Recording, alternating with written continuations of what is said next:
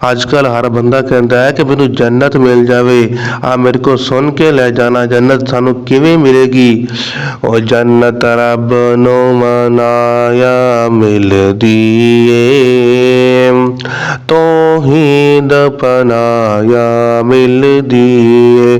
जन्नत रब नू मनाया मिलदी ए, तौहीद अपनाया मिलदी ए।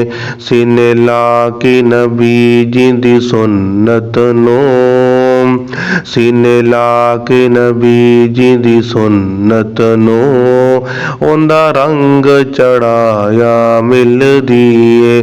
जन्नत रब नू मनाया मिलदी ए, तौहीद अपनाया मिलदी ए।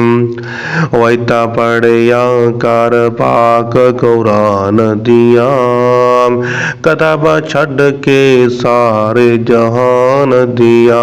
ऐता पढ़िया कर पाक कुरान दिया, किताबां छड़ के सारे जहान दिया। इको कुरान हदीस दी गल मन के, कुर्बान हो जाया मिलदी ए। जन्नत रब नू मनाया मिलदी ए, तौहीद अपनाया मिलदी ए। अगी जरा गौर करिए, तवज्जो फरमाना जरा।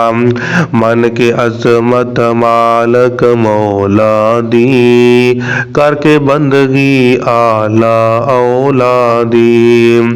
मन के अजमत मालिक मौला दी, करके बंदगी आला औलादी। उंदे दर ते रख पिशानी नू, रो रो मीर चलाया मिलदी ए।